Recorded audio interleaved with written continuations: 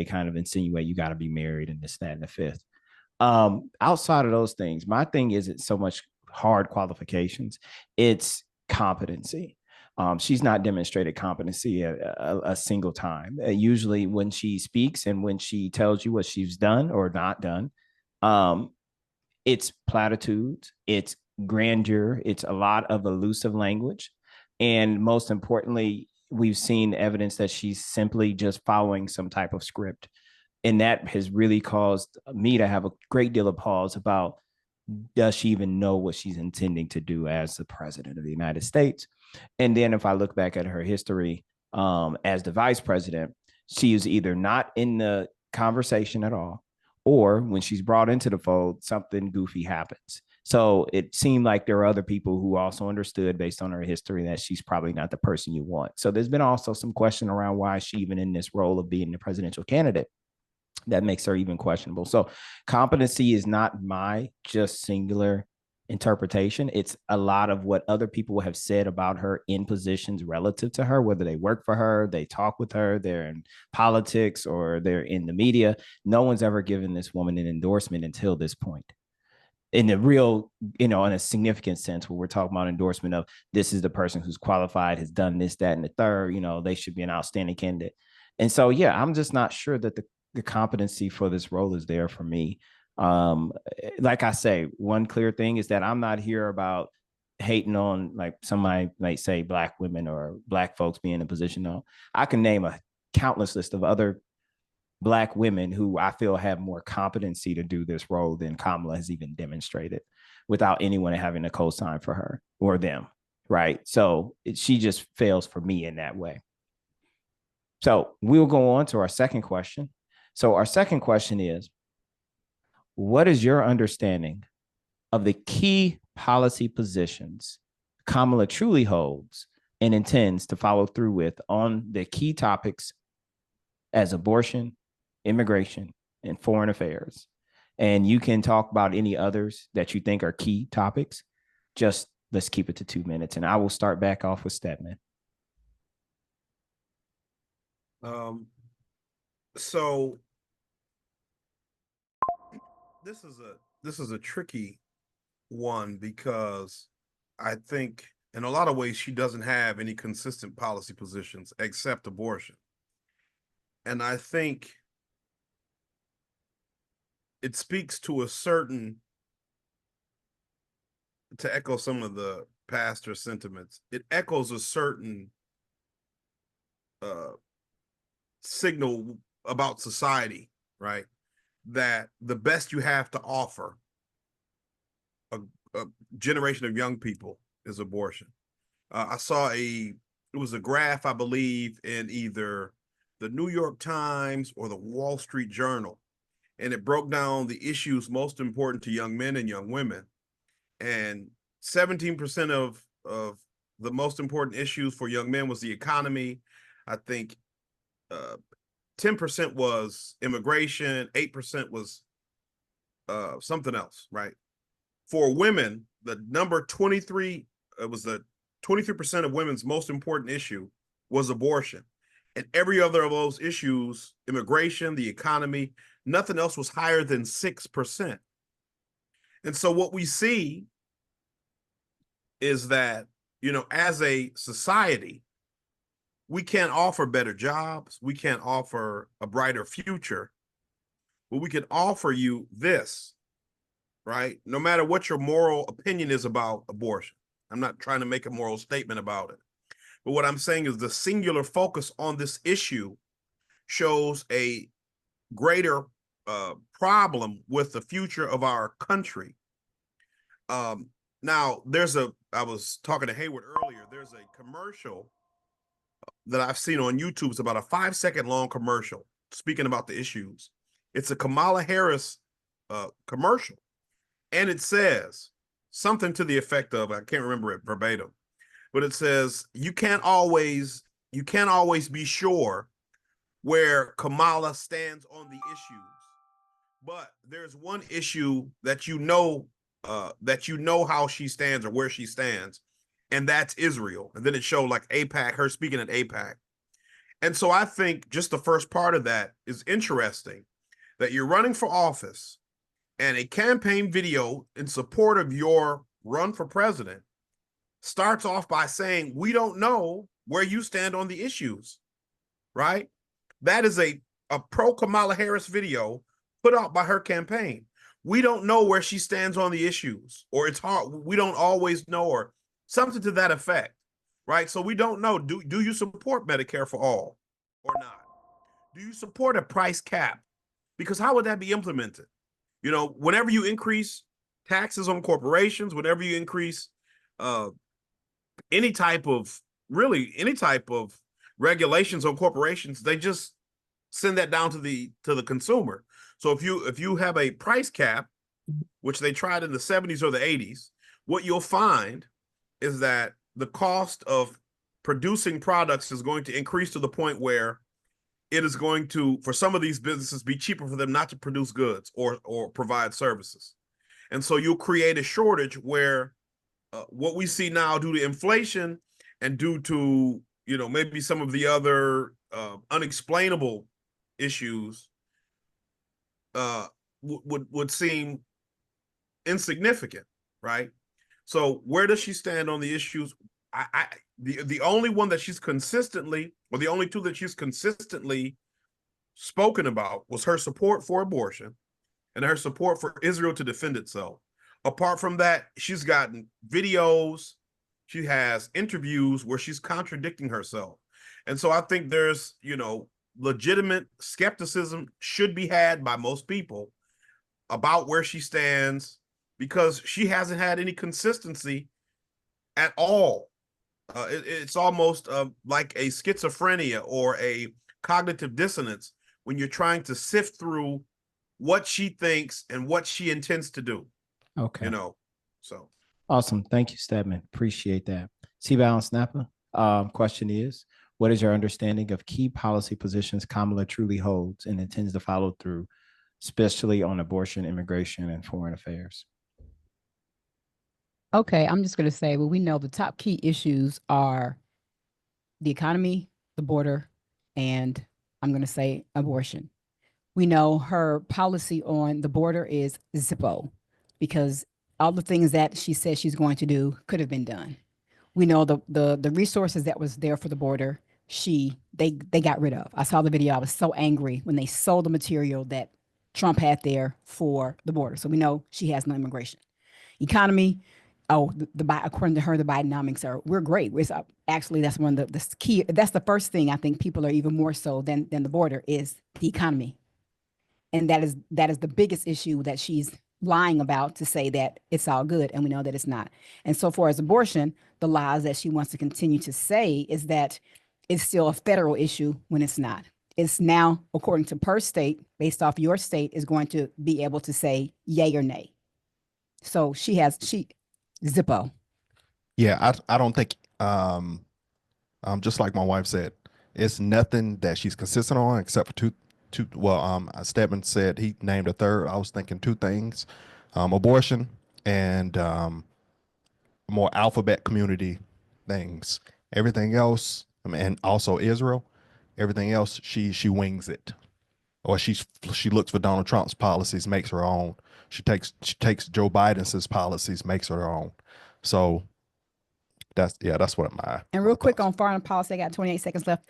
The foreign policy, I'm learning more about that, but I listened to Kevin O'Leary, and he's talking about if her policies are coming in place, it's going to destroy the infrastructure. And for investors, he said he would have to even rethink and redo his whole investment strategy if her policy was to come in place. That's my time. I heard that. Thank y'all. Great response. I appreciate the conciseness. So I'm going to move on to Pastor Green. Pastor Green, I want to open it for you to respond to. What is your understanding of the key policy positions Kamala truly holds and intends to follow through with on topics such as abortion, immigration, and foreign affairs? You have 2 minutes. Well, we have to realize Kamala Harris has no policies because she's under orders. She is under orders from the World Economic Forum. These are the very same people who tell us you will own nothing and you will be happy. We talk about the George Soroses, and Klaus Schwab's, and even Bill Gates. These are the people who want to destroy our food supply. They don't want us using gasoline. So now when you walk into a grocery store, a supermarket, you're a victim of these policies and these ideas. When you go to a gas station, you're a victim of these policies and ideas. So Kamala Harris cannot have any thoughts of her own when it comes to policy, because she, like the rest of the Democratic Party, are following orders. And people need to realize that this whole thing with the World Economic Forum is not what they would have us to believe is conspiracy theory. But this is the new world order trying to set up their ranks and their government. And the Democrats are lockstep in line with that. So Kamala Harris will never have her own thoughts or own policies, because as long as she's following orders, the rest of us is in trouble. And this is why we cannot have 4 more years of this madness. Thank you, Pastor. Greatly appreciate your response. So I will turn it over to Gina now. And the topic is, of course, what key policy positions do you believe Kamala truly holds and intends to follow through with on topics such as abortion, immigration, and foreign affairs? You have 2 minutes. Okay. As far as, she is a chameleon, she is a puppet. Because BlackRock actually formulated her economic policies. And as Kevin O'Leary said, it will destroy businesses. Businesses will leave the US and go to places like Mexico, will go out of the country, and she is going to raise taxes on everybody. The fact that she wants to tax unrealized capital gains is awful. This is money that your house may be worth 200,000 and you may have 50,000 in equity. She wants to tax that. That's an unrealized capital gain. She is bad for business. She is bad. You know, my 401k, you want to I haven't touched that, but you want to tax me on that.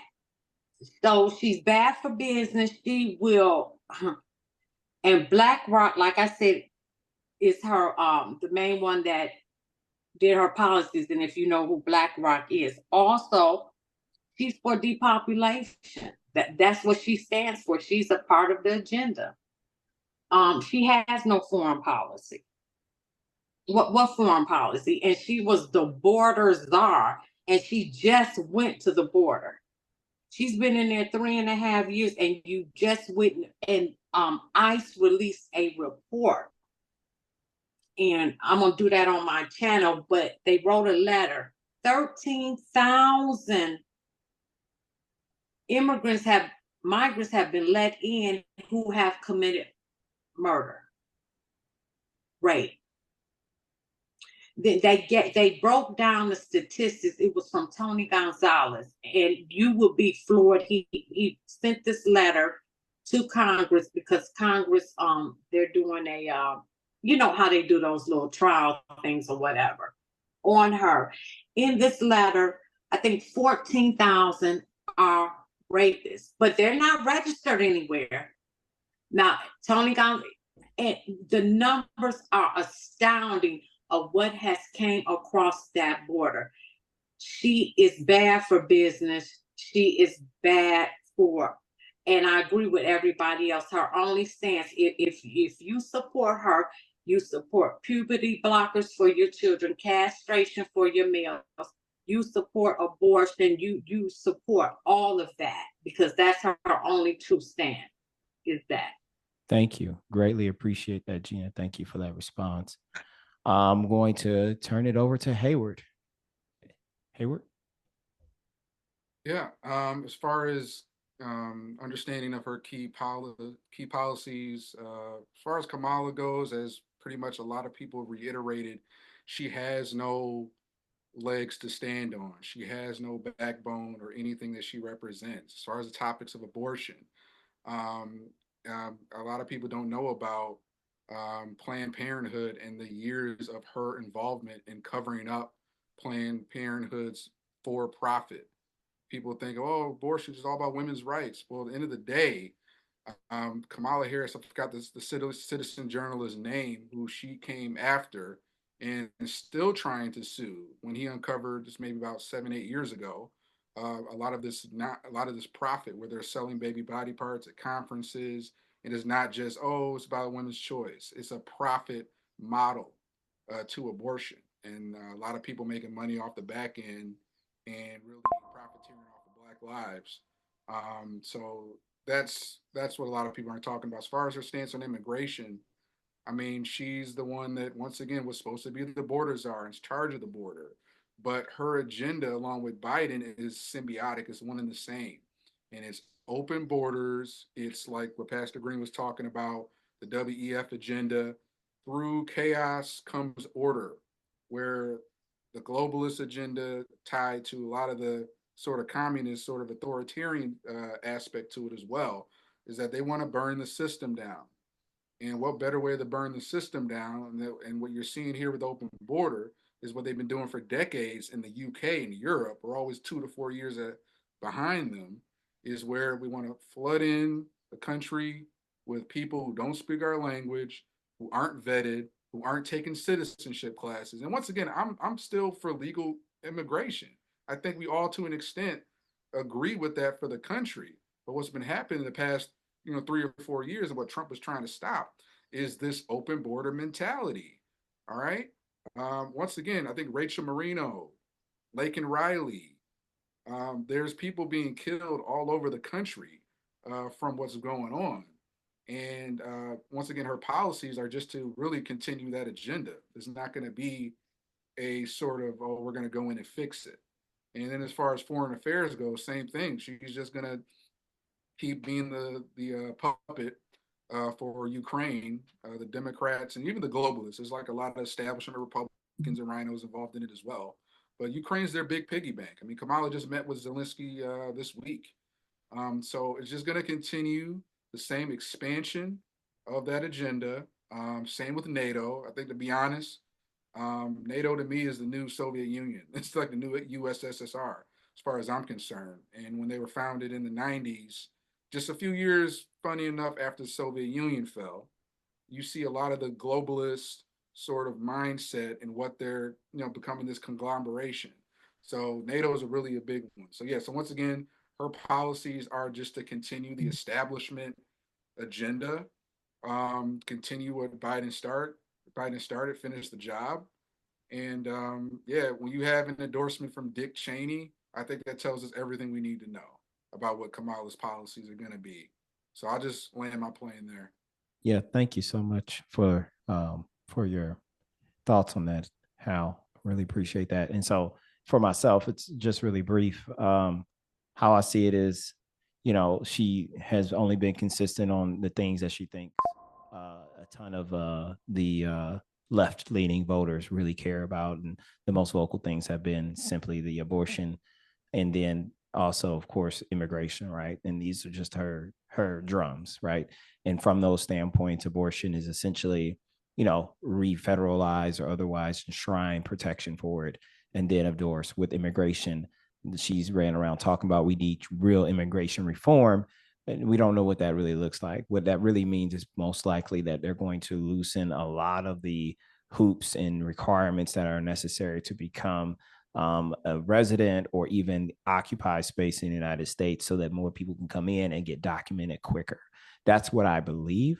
But as we've all said here, you don't know what she really holds because she doesn't give any details, right? So what you really were dealing with is just based on an extrapolation of past comments and the behaviors of the entire Democratic Party, which she is a leader in. Then you presume this is what the target will be based on the behaviors, right? Past performance dictates future outcomes in a sense. So that's where I'm at with it on abortion and immigration. And, as foreign affairs, it's going to be more of the same for me. So that actually leads us into our third question of the evening. I'm going to change up an order as well. So C-Bound Snapper, you're actually going to be up first. But this third question is actually going to talk about how does she differ from the current administration? So question number 3 of the evening is, do you believe Kamala's policies actually differ much from those of Joe Biden? What sets her apart or not? So, C-Bound Snapper, if you want to take 2 minutes and give us your take on if she's much different than current. Okay, I'm going to say that, I don't think she stands alone. She doesn't have any policies set aside from what Biden already has in place. We were looking at a rally Trump was talking about earlier, and also a podcast with Tucker and Don Jr.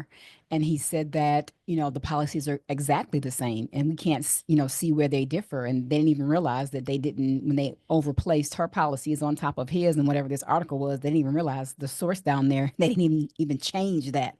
So I think she's a puppet. I don't think she has a standalone policy. She's going to support whatever he's already has in place. And her constituents, her funders are telling her, to do. That's why she still is saying the Bidenomics is great. We're not in, inflation. She is supporting the same thing. I don't see where it differs. What about you? The only difference I see is she's stepping from behind Joe Biden as a white male and stepping in the front of the scene as a Indian woman. And she is going after that population because Joe Biden couldn't land that anymore between him and his medical issues and her being a supposedly black woman. That's the thing. So she can copy and paste everything he does, but you can do it in the front because you got this skin color thing you trying to play off of. Well, technically, I'm going to say really fast. Technically, his border policy was open, and now she is saying that she wants to have it closed. She wants to do a little bit more vetting. They want to be able to put money, and she's going to pass a bill now where they're going to close the border. And it's too late. It's too late. It's too late. Mass casualty. That's a really good point. If it's been open long enough, then you can claim you want to close it when you're done. And fracking too. I'm sorry. Fracking. She now supports it, but she didn't. But now she does. Thank y'all. Thank y'all for that. So I'm going to actually pivot to Gina. Gina, I want to cue you up if you're available. I see your camera went off actually.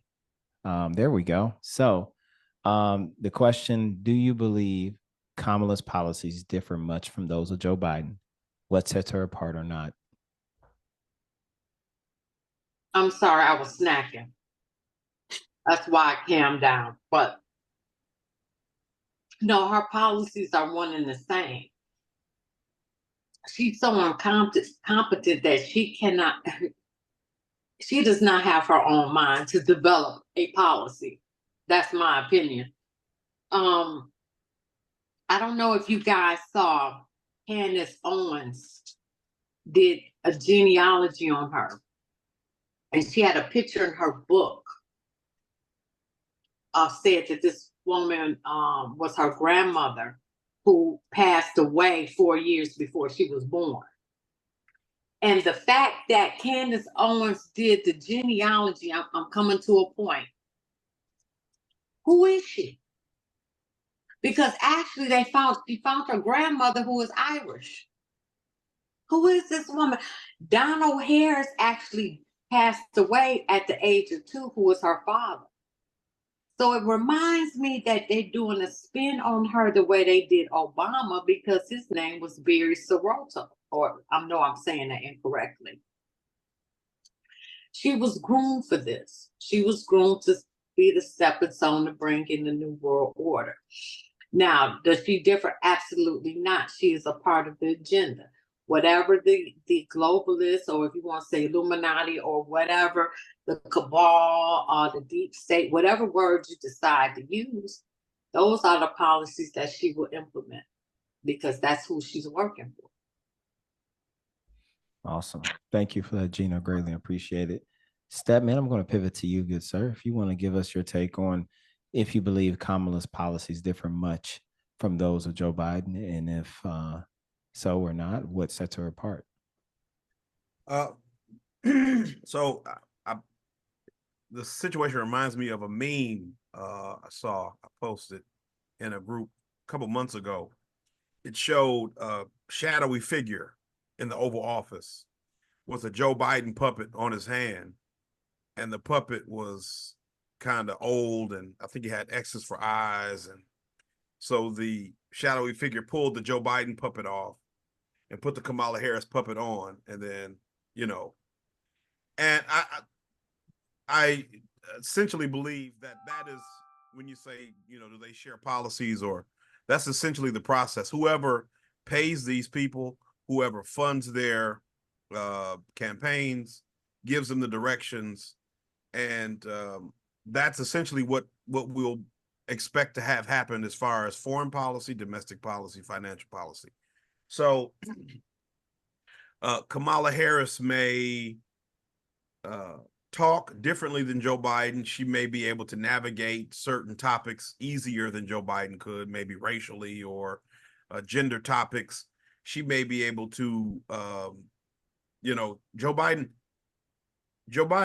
really was unfit, mentally unfit to be president in 2020, and it was, you know, it was obvious.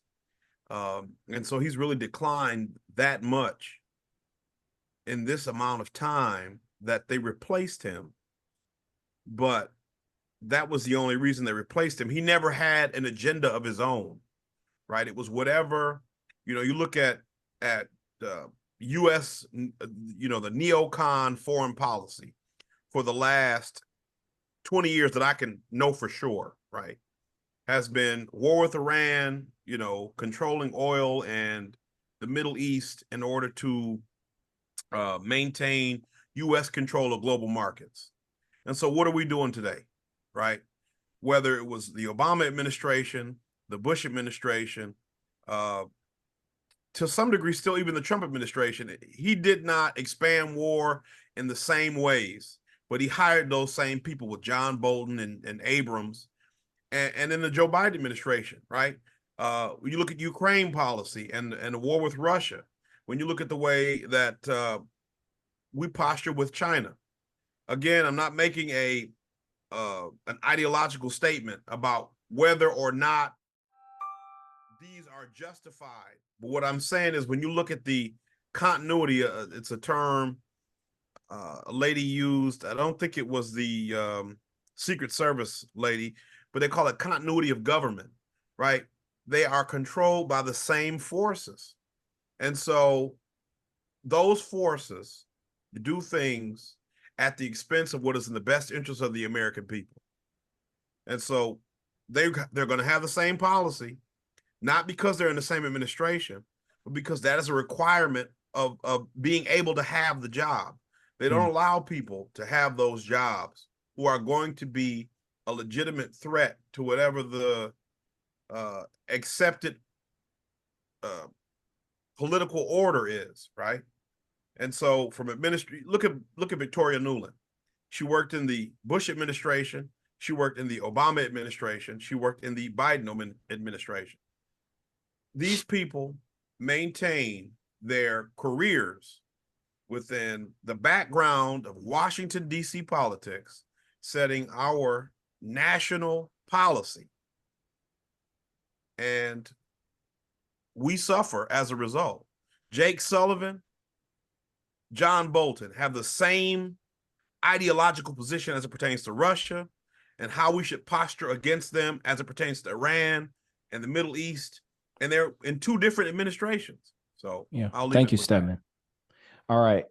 Again, we got to keep it to 2 minutes. So I'm going to pivot to Hayward. If you got your take on what do you believe, or do you believe Kamala's policies differ much from those of Joe Biden? What sets her apart or not? Of course not, Darvell. Yeah, Kamala and Biden are going to be one and the same, kind of what a lot of my esteemed panelists were mentioning earlier. This consistency of sort of the warmongering parties, you know, stretches across administrations. And if you want to take my word for it, look up former Obama and Biden advisor Susan Rice, who came out, and I don't know whether she said the quiet part out loud or she was in her feelings, just wanted to throw the Republicans a talking point bone, but she said herself that everything that the Biden administration has done, and you notice even through the administration, the media was saying Biden-Harris administration. There's never an administration where they were saying, oh, the Obama Biden administration, the Trump Pence administration, the Clinton Gore. It was always, all of a sudden, it's the Biden Harris administration. So what Susan Rice said in that clip, she said the quiet part out loud, was that it's symbiotic. You can't, whether it's through foreign policy, whether it's through immigration, whatever it is. Kamala was key, whether she was just kind of passively going along with it, which is pretty much her job. There's no separating Biden's policies from Kamala. That came out of Susan Rice's words, establishment Democrat, who, in my opinion, she's actually a real Black woman and someone who I think is actually qualified for the job. Not that I will vote for her, but yeah, there's not going to be a difference in that. Kamala's going to continue to give the machine what it wants, and her track record speaks to that. So it's just very convenient how 14 million people, even I don't agree with him, 14 million people voted for Joe Biden. They voted for him in the primary. 3.5 years of the mainstream media gaslighting. Biden's okay. Biden's just fine. Then he does the debate in June, and the media just switches it up. So they see that, oh, we need Kamala to reach us to the finish line. So of course she's going to continue what Biden started, finish the job. And like I said, Susan Rice herself and Obama advisors said it. There's no difference between Kamala, except it's probably going to be even more extreme. Biden 2.0. So that's what I think. It's only gonna differ that it's gonna be more extreme. It's not gonna be what you want. Awesome. Thank you, Hal. Greatly appreciate that. So before I go, Pastor Green, you have 2 minutes. If you want to expound upon and explain, do you believe Kamala's policies differ much from those of Joe Biden? What sets her apart or not? Well, I don't believe Joe Biden had any policy whatsoever, because I don't believe Joe Biden had a competent thought since 2021. And we know Kamala hasn't had any competent thoughts. What we're experiencing again is our own detriment. The only reason why Kamala Harris is in this position to run for president is because Black women insisted on it. And it's amazing when you think that the only reason why she's around is because of Black women threatening to destroy the Democratic Party if she's not approved to take Joe Biden's place. The joke is on us. As Black people, we've inflicted our own pain and put the gun to our own head by insisting this woman be allowed to run for president. Because the Democratic Party, no one voted for Kamala Harris. No one wanted Kamala Harris to be the candidate. But it is because of the wrongful thinking of Black people, mainly Black women, that we're faced with this danger of Kamala Harris being in the White House. And I yield. Appreciate you, Pastor. Thank you so much for that. And I definitely will piggyback on what you said, and it actually pivots into our next question very well. I do believe that Kamala Harris does not really differ from Joe Biden. In fact, she differs. She is an alignment by default for two reasons. One, she doesn't have any policy to offer, so you can't tell me she's any different given she's part of the current administration. She hasn't tried to differentiate herself, that is. And then two, everyone who defended the fact she was not speaking or posting or publishing any policy positions early on in her campaign, everyone who defended that heavily leaned on the current administration's policies as the reasoning that Kamala does have policies. They always reach back to what currently was going on. Therefore, that sets this up very clearly that you're banking on her being the same as Joe, unless she says something different. But then when she does speak, she speaks so generally in such a obtuse and grandeur type of way to just kind of flower people that you really can't tell me anything that she's really about to do differently. Especially if you say that it's something that the Democrats support, then why wouldn't Joe be doing it anyway? So no, I don't see a difference myself. So that leads us into this next question, our fourth question of the evening. And this goes right into what you said, Pastor. So from the moment Kamala Harris announced her candidacy, we seen immediate groundswell from Black sororities, Black women groups, and eventually many of the Divine Nine threw their support behind her.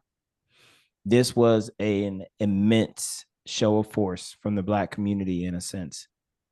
Why do you think that is? And so I'm going to continue with the same order I just did. So C-Bow and Snapper, you're up, followed by Gina. And let's go ahead and see what you think on this. Well, I think that, initially when they started realizing that Biden was, the dementia was really, it was prevalent, that a lot of alleged leads were Michelle. They were thinking Michelle Obama was going to be the one. So I think that many Black people want to see a Black woman president. And she just so happened to be the person that I guess the best front runner, for them to go along with the plan. We can see that she's not much of a thinker, and she is allowing people to, foretell her story based off of Biden's and the constituents. So I just feel like overall, they want a Black woman in president versus what she stands for. They want to see a face like theirs, and it hasn't happened yet. Regardless of whether she's competent, regardless of if she can do the job, regardless if she has the business sense, the knowledge, the when you call experience, they don't care. And that's the sad part about it. That's what burns me up the most, is they don't care that she's not capable. And they're still looking for they're looking for a sister girl. Just like with Obama, we got a bra in there. We gotta, yeah. So I'll just piggyback off that. I didn't really have, I seen how she did with the sororities when she did that. Where was she coming out of? I don't know if she was coming out of it was some press interview with the same lady who did the debate, who was AKA, and they have the AKAs, I guess, are going to back her just because you're a Black woman, and I guess they're going to they're like a stick together group. So I just see sister girl. Definitely understood. Thank y'all for that. Gina, what's your take on it? Okay. Well, first off, she is an AKA. I was one of the first AKA teens. I never joined, but my grandmother was a golden sword. I actually have a few AKAs in my family. However, when I stumbled upon Steve Coakley in the early 90s, he taught me up. He used to come to Detroit and he talked about the Black Boule. So the Black Boule, the Talented 10th, the Divine Nine. So who are the gatekeepers of the cabal, the deep state, the Illuminati, whatever you want to call it, the globalists, your Roland Martins, your D.L. Hoogleys. These are gatekeepers. P. Diddy, these are your gatekeepers that promote the agenda of the elite. So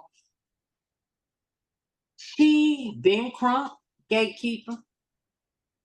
I mean, you can just go on the list Ricky Smiley, you can just go through the list of what they stand for, and you can tell who is a gatekeeper. But basically, they came out of the Divine Nine. And W.E.B. Du Bois, well, I can give you a little quick history. W.E.B. Du Bois was the gate who took down Marcus Garvey. That was his task, and he did that. So he had something. And when the NAACP was started, he was the only Black on that, on the NAACP board. The rest were, oh Lord, how did I say this? I'll just say we're Jewish, okay? And it was funded by the Rothschilds, and that's why I've never supported the NAACP. But that's another. So this is why I'm telling you. So yeah, and I expect that, AKA, if you are part of the Divine Nine, I mean, you should support your sororities. This you should. I never joined after I found out the truth about the Black Boule. And that's something else I'll be putting on my channel, breaking it all the way down. But if you want more information, look up Steve Coakley. He breaks. I used to go see him in the 90s. But That's pretty much what I have to say. Thank you, Gina. Greatly appreciate that. Awesome. Okay, so Stedman, 2 minutes. From the moment Kamala announced her candidacy, the Black sororities and women groups, and eventually the D9 threw support behind her. Why do you think that is? Well, I have an outside perspective of Divine Nine organizations. I never joined one. I know some people, family, friends, and family members. But ultimately, my experience with these people is, by and large, they're very self-interested, social climbers. They're self-motivated. And so if they see somebody who represents their organization or their social group, they see it as an opportunity for them to participate or have a foot in the door. They don't typically, again, I'm generalizing in the extreme, but they don't typically see themselves as a part of the whole of the Black community, right? They look at themselves as a separate group. And so what they do benefits themselves within that separate group. So a Kamala Harris presidency is good for Divine Nine members because it opens up doors for opportunities for those members to be able to have government contracts or government positions, or even if it's just no power, no money, but positions of prominence that are completely, what do you call it? Ceremonial, or so I think, at the bottom of it all, it's simply that it's completely self-interested. Like Gina said, you look at the talented 10th mentality, or as E. Franklin Frazier talked about, the Black bourgeoisie. I will say that Dubois, when he talked about the talented 10th, he did recant that ideology because he understood over time that the talented 10th was too self-interested and self-motivated to ever do anything that would benefit the rest of the 90% of Black people. So, that's essentially what we're dealing with now. And I'll keep it short. Thank you, Stedman. I greatly appreciate that. That was amazing. So, Hayward, I'm going to pivot to you, and then Pastor Green, each of you 2 minutes. Hayward, from the moment Kamala announced her candidacy, we've seen her Black sororities and women groups and Divine Nine throw support behind her. Why do you think that is? Yeah, it's twofold. I believe what everybody was mentioning about the fact that, it's the Black bourgeoisie that kind of have this grip hold on social climbing, of status. I also believe, once again, like everybody in those Divine Nine, and we all know people that are involved, with friends or family. But part of that is also, even if they're not someone who's at that level of echelon where they can be in the right rooms or get the contracts or get the opportunities, I think even at its core, someone who's maybe just an AKA or goes to a black university, HBCU, is the fact that if this person that looks like me, this skin color made it, then we made it. And it's all kind of symbolism. It's sort of just kind of like the flattery, like when you see Nancy Pelosi wearing the African garb and she's bending down and all the kind of virtue signaling. It's like when people see that other people that just look like them, skin color wise, have achieved that, they think, oh, wow, we've made it. And then, of course, there is like a good majority of them who are just all about how can this benefit my circle, my immediate family and community, and not looking at holistically, are these policies beneficial for the Black community and just the American people as a whole.